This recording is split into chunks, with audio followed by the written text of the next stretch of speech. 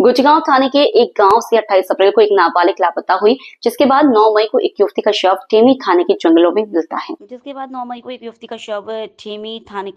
में मिलता है। शव इतना शत विशत होता है और चेहरा पूरी तरह से पहचान नहीं पाने के चलते नाबालिग के परिजनों ने इसकी शिनाख्त अपनी बेटी के रूप में कर ली। उन्हें उनकी बेटी का शव समझकर पंचनामा और पोस्टमार्टम की कार्रवाई करके सौंप दिया जाता है। परिजन अंतिम संस्कार कर देते हैं। पुलिस की जांच जारी रही। जिस युवक के साथ यह नाबालिग गई थी, उसे खोजने में पुलिस लगी थी। युवक जब मिलता है तो उसके साथ नाबालिग भी जीवित दस्तयाब होती है। अब चुनौती थी कि आखिरकार वह शव जिसका अंतिम संस्कार कर दिया गया वह कौन थी। अब इस बात को लेकर पुलिस की जांच शुरू हुई तो जांच में आया कि ये ठेमी थाने के मानेगांव की रहने वाली 22 साल की क्रांति ठाकुर है। अब इसकी मौत की गुत्थी सुलझाने पुलिस ने जब जांच शुरू की तो पता चला कि प्रेम प्रसंग के चलते इसकी हत्या कर दी गई, जिसे लेकर 6 मई को टेमी थाने में ही गुमशुदगी दर्ज की गई थी। इस मामले में एक आरोपी दीपक को पुलिस ने गिरफ्तार कर लिया है। फिलहाल मामले में जांच जारी है। दीपक से पूछताछ की जा रही है। सर, ये गोटेगांव में एक मामला हुआ है, वहाँ से कोई गुमशुदगी का मामला दर्ज हुआ था, फिर ठेमी में कोई डेड बॉडी मिली। क्या पूरे ताल्लुकात हैं और अभी तक क्या कहानी निकल गई? ये नाडिया बीट फॉरेस्ट है जो ठेमी थाना अंतर्गत आती है, फॉरेस्ट का एरिया है। इसमें एक अज्ञात लाश मिली थी।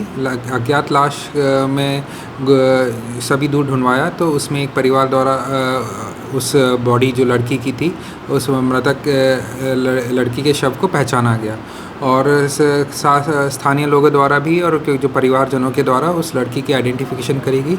इस बेसिस पे उनको सुपुर्द करा गया और जो उसमें जिस लड़के पे या जो अक्यूज़ पे सस्पेक्ट आए थे उनकी तलाश जारी रखी गई।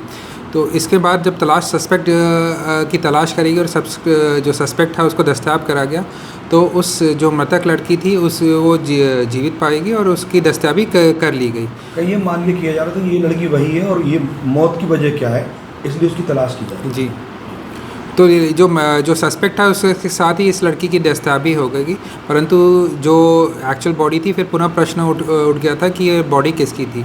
तो इसके बाद थाना अंतर्गत ठेमी थाना अंतर्गत एक और गुमशुदगी थी जिसमें तलाश जारी रखी गई थी।